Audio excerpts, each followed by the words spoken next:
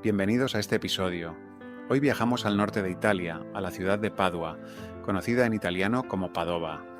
Vamos a adentrarnos en una de las iglesias más magníficas, más visitadas y con mayor fuerza espiritual de toda la cristiandad, la Basílica Pontificia de San Antonio de Padua. Los habitantes de Padua tienen un nombre para ella. La llaman sencillamente Il Santo, el Santo. No hace falta decir nada más. En una ciudad cuya identidad está inseparablemente unida al santo cuyo nombre lleva, basta con eso. Cuando alguien en Padua dice que va al santo, todo el mundo sabe perfectamente a dónde se dirige. Esta basílica no es la Catedral de Padua. Ese título corresponde a otra iglesia situada a poca distancia. Sin embargo, la Basílica de San Antonio es, sin lugar a dudas, el corazón espiritual de la ciudad y de toda la región circundante del Véneto. Cada año recibe a más de 6 millones de visitantes y peregrinos, procedentes de más de 80 países. La Santa Sede la reconoce como uno de los santuarios internacionales del mundo católico. Alberga la tumba y las reliquias de uno de los santos más queridos de la historia, y se alza como un impresionante monumento arquitectónico imposible de encasillar con claridad, porque habla al mismo tiempo el lenguaje de varias civilizaciones. En este episodio recorreremos su historia, nos detendremos en su extraordinaria arquitectura, exploraremos el significado espiritual que ha hecho de este lugar un destino de peregrinación durante casi 8 siglos, y conoceremos a las personas extraordinarias vinculadas a él. También nos demoraremos en algunas de las historias y curiosidades más sorprendentes que hacen de esta basílica un lugar único en la tierra. Capítulo 1. Arquitectura. Si te acercas a la Basílica de San Antonio desde la Piazza del Santo, la gran plaza que se extiende frente a ella, lo primero que te llama la atención es algo difícil de explicar.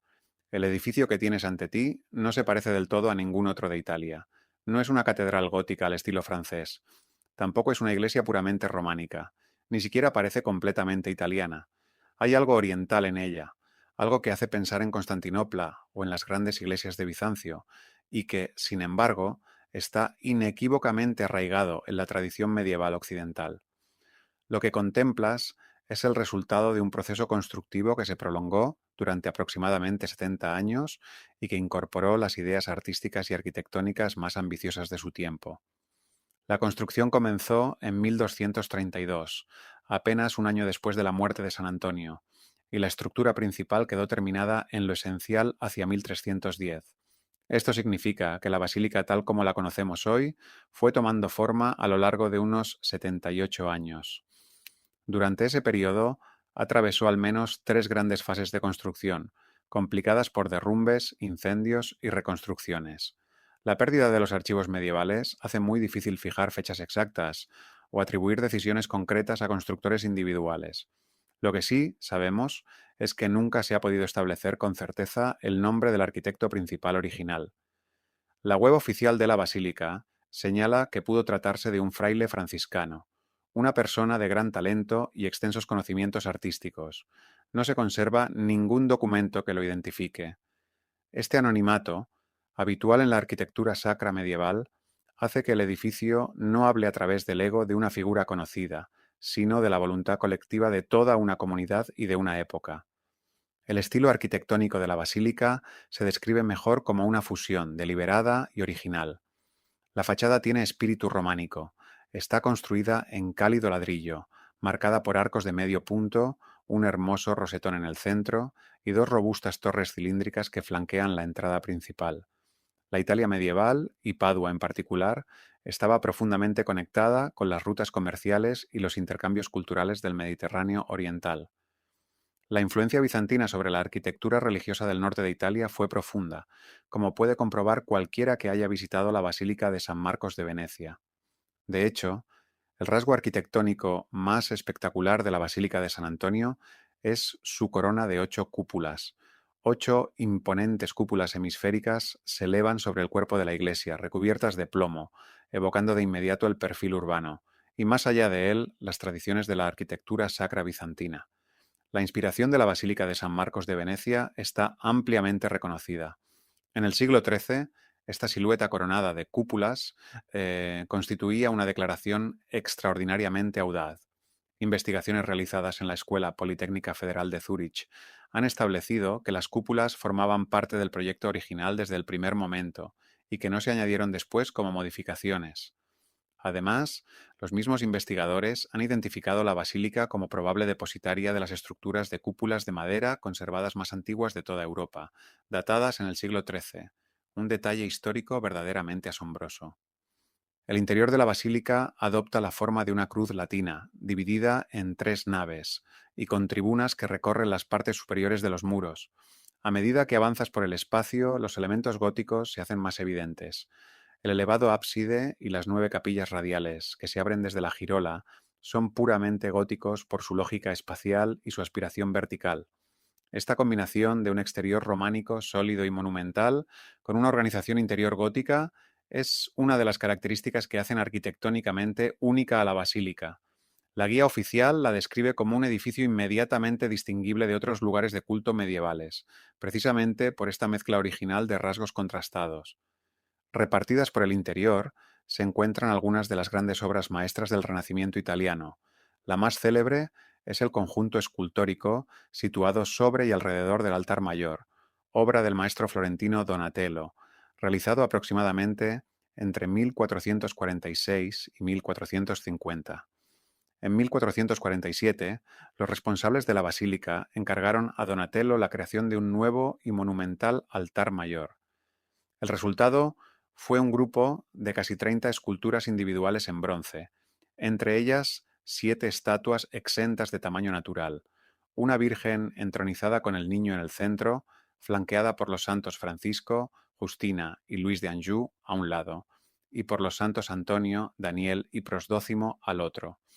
Prosdócimo fue el primer obispo de Padua, un detalle que vincula firmemente el altar con la identidad religiosa local de la ciudad.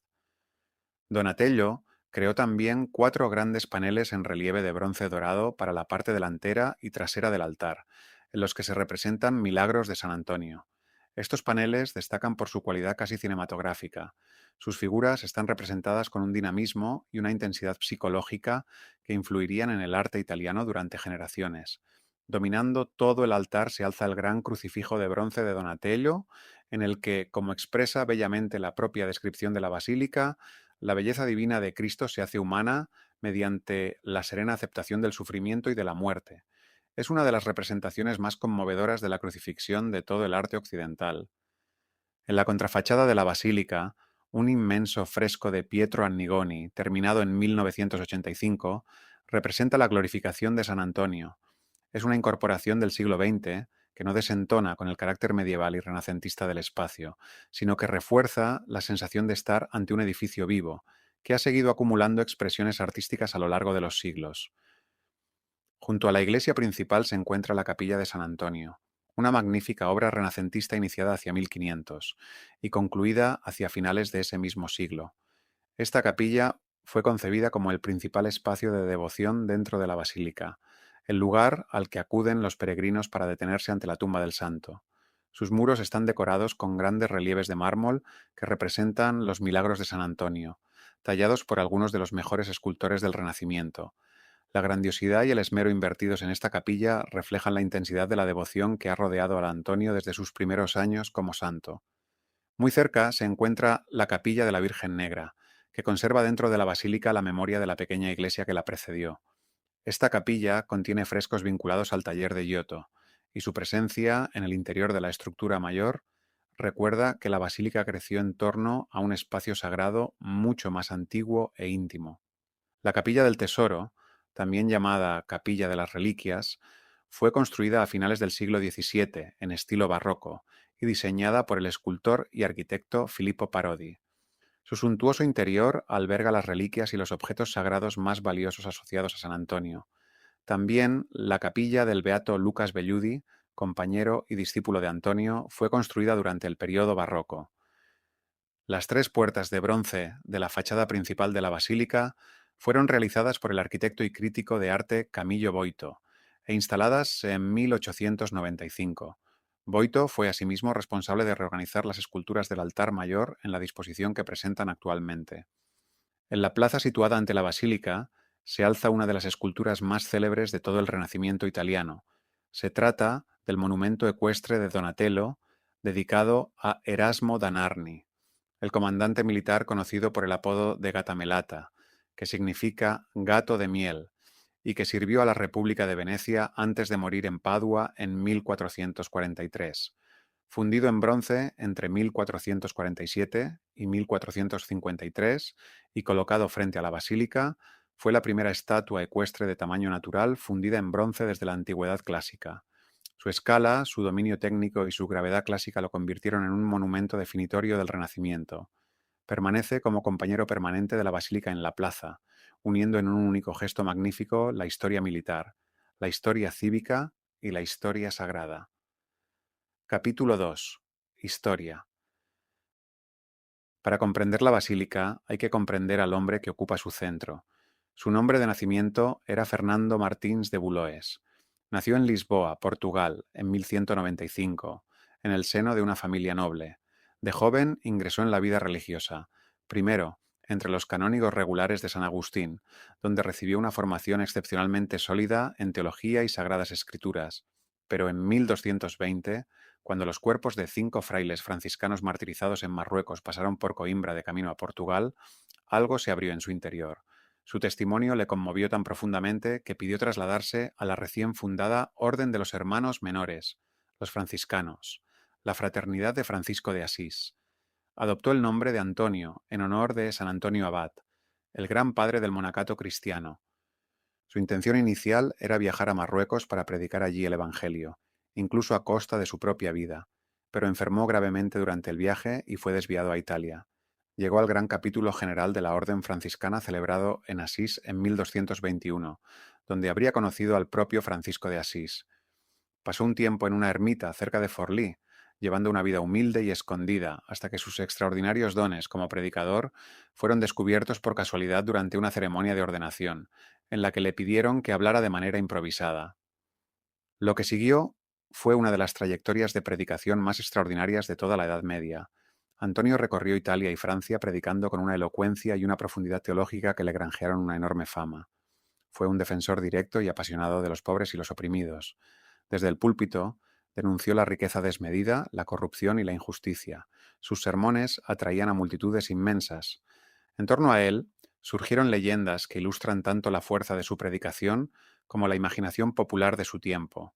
Se decía que cuando unos herejes de Rímini se negaron a escucharle, Antonio se dirigió a la orilla del agua y comenzó a predicar a los peces.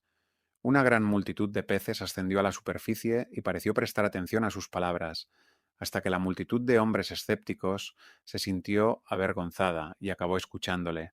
Es el tipo de relato que va más allá de su sentido literal para señalar algo verdadero. Era un hombre capaz de despertar una atención y una devoción extraordinarias. Antonio también mantuvo una relación estrecha con el propio Francisco de Asís.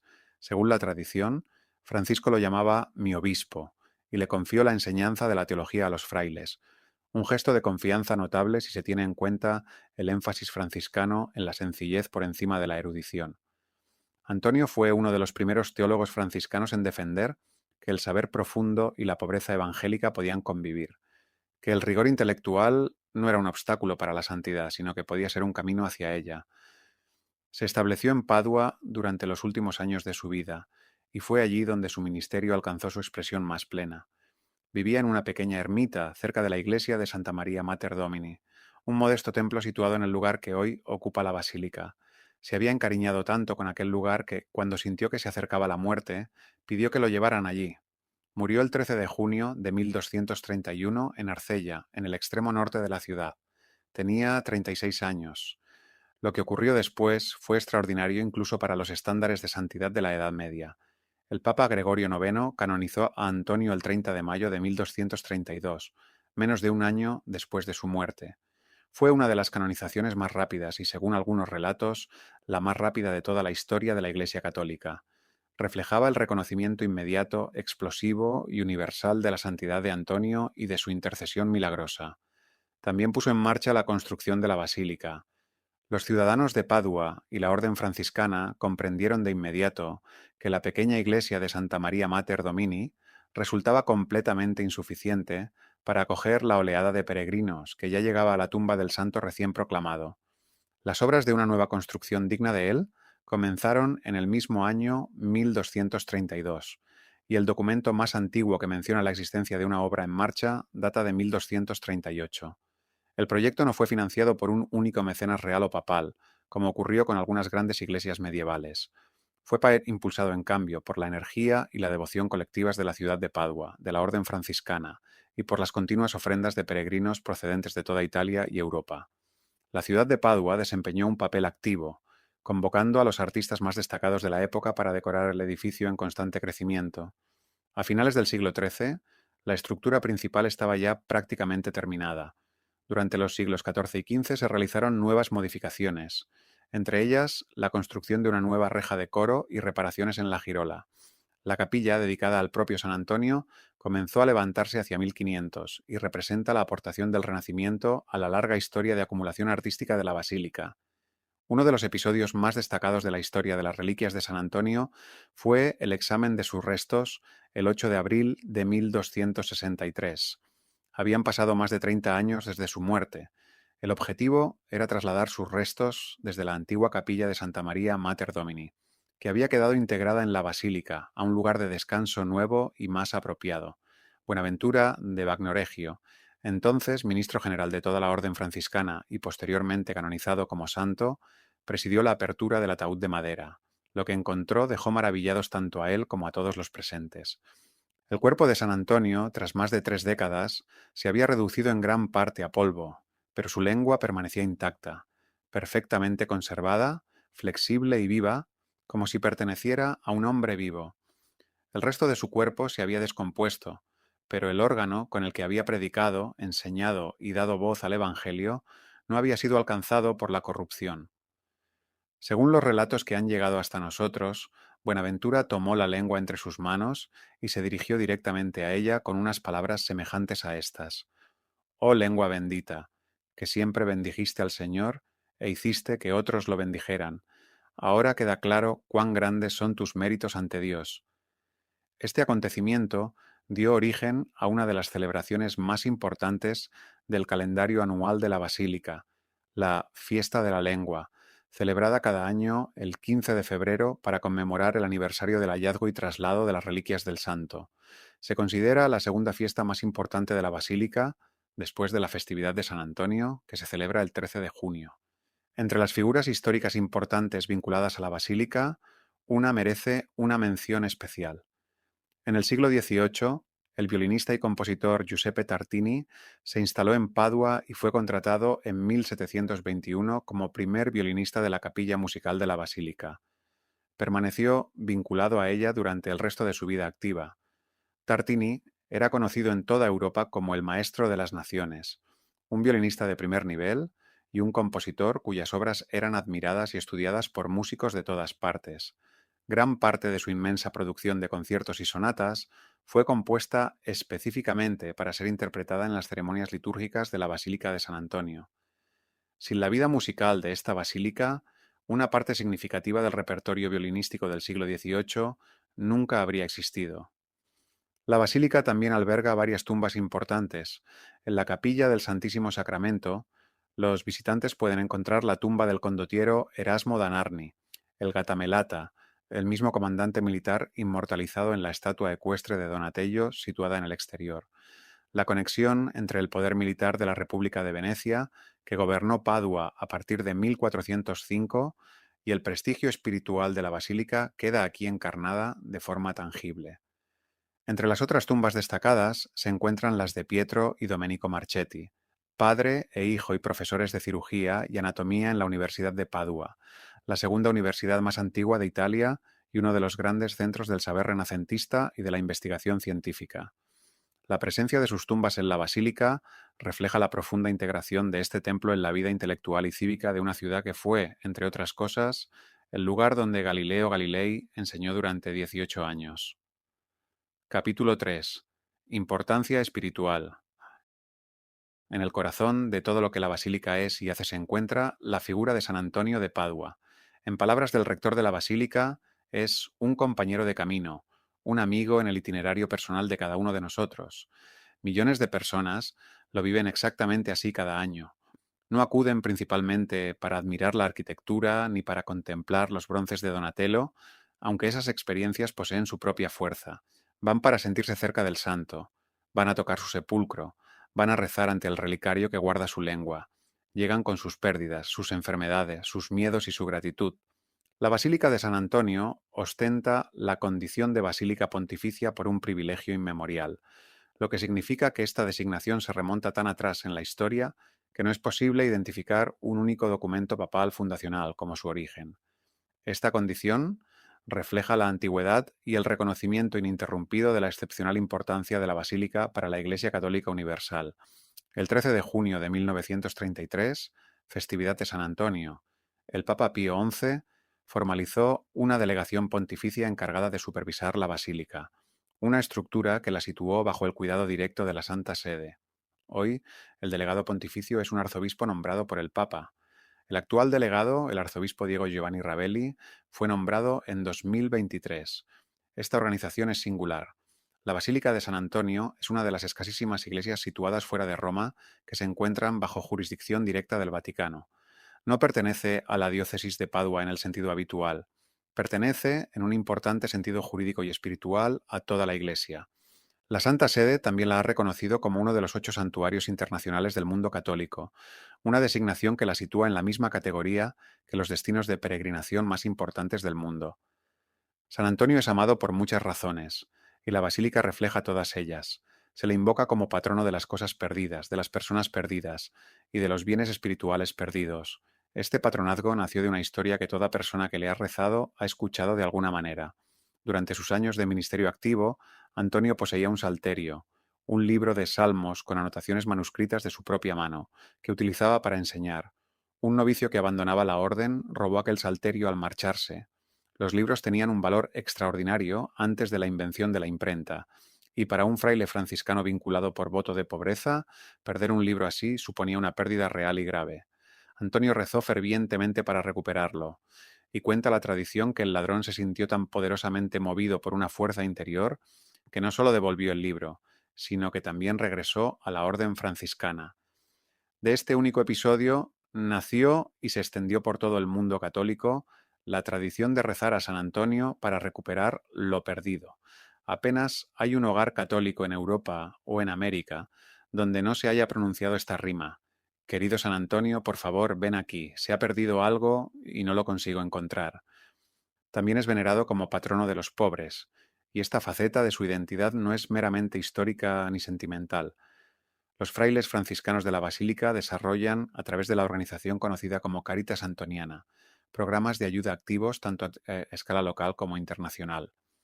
Su obra solidaria respalda alrededor de 150 proyectos cada año en algunas de las regiones más pobres del planeta y llega aproximadamente a 1 millón de personas mediante servicios de atención sanitaria, educación, acceso al agua potable y formación profesional. Esta labor es la continuación directa de la apasionada defensa que el propio Antonio hizo de los pobres, los hambrientos y las personas marginadas. Antonio fue proclamado doctor de la Iglesia por el Papa Pío XII el 16 de enero de 1946, con el título de Doctor Evangelicus, el doctor evangélico. Esta proclamación reconocía la perdurable profundidad teológica y espiritual de sus escritos y sermones, y lo situaba entre los maestros más autorizados de la tradición de la Iglesia católica. Es patrono de Padua, de Lisboa, de Portugal y de muchos lugares del mundo que en otro tiempo formaron parte del Imperio portugués, entre ellos Brasil y diversas regiones de África y Asia. Su alcance universal refleja la universalidad de la devoción que inspira. Dentro de la basílica, la geografía espiritual se articula en torno a la presencia del santo. El lugar más sagrado es la capilla de San Antonio, donde descansa el sarcófago de mármol verde que contiene sus restos. Los peregrinos pasan ante él en una fila continua, tocan la piedra, se apoyan en ella, presionan el rostro o las palmas de las manos contra su superficie fría y rezan en silencio o en voz baja. Este gesto de contacto físico con el sepulcro del santo es una de las expresiones más antiguas de la espiritualidad católica de peregrinación. Es un acto corporal de fe, una forma de expresar con el cuerpo aquello a lo que las palabras a veces no alcanzan. Cerca del sepulcro se alza la Capilla del Tesoro, también llamada Capilla de las Reliquias, construida a finales del siglo XVII por Filippo Parodi. En su interior, tras un cristal protector, se conservan los vínculos materiales más íntimos con Antonio, Allí está la lengua incorrupta, preservada desde 1263 en un relicario de oro realizado por el orfebre paduano Giuliano da Firenze en 1436.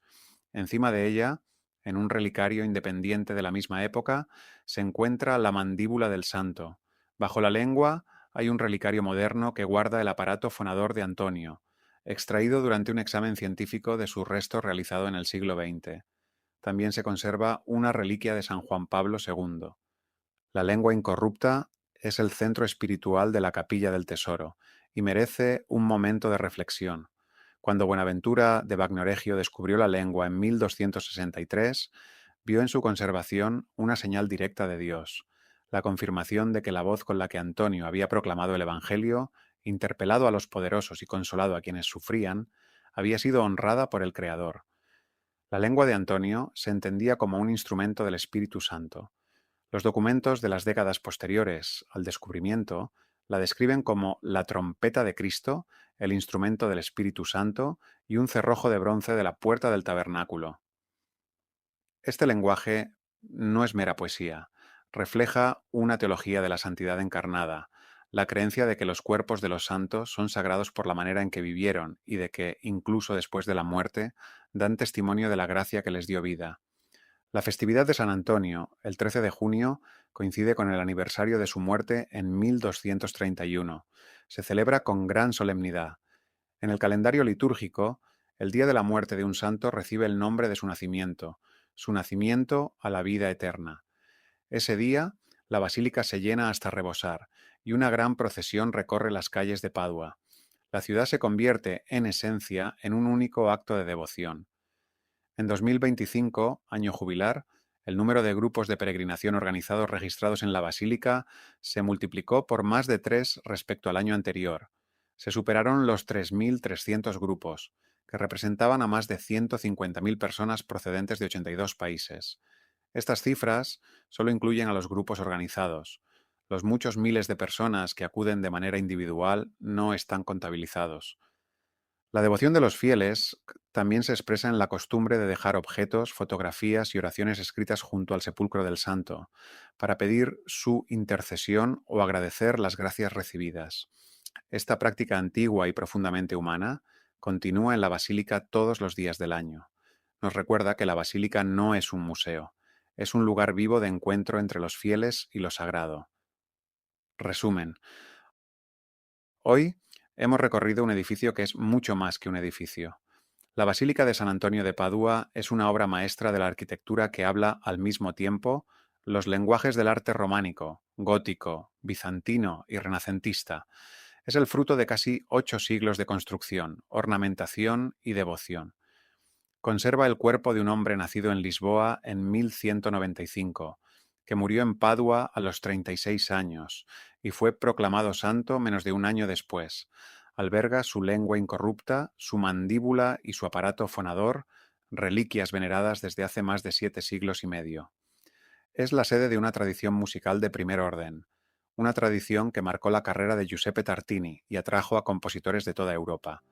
Es el centro de una comunidad franciscana viva, formada por unos 50 frailes que desarrollan cada día una labor litúrgica, caritativa, educativa y cultural. Es uno de los lugares de peregrinación más visitados del mundo y recibe cada año a más de 6 millones de personas procedentes de todos los rincones del planeta. Y, en su esencia más profunda, es el lugar donde descansa un hombre de extraordinaria santidad, gran profundidad intelectual y enorme ternura pastoral. Un lugar al que, a lo largo de los siglos, innumerables personas han acudido para sentirse menos solas ante sus pérdidas, sus miedos y su anhelo de lo sagrado. Gracias por acompañarnos en este episodio. Si te ha gustado, compártelo con tus amigos y valora el podcast. De verdad nos ayuda muchísimo.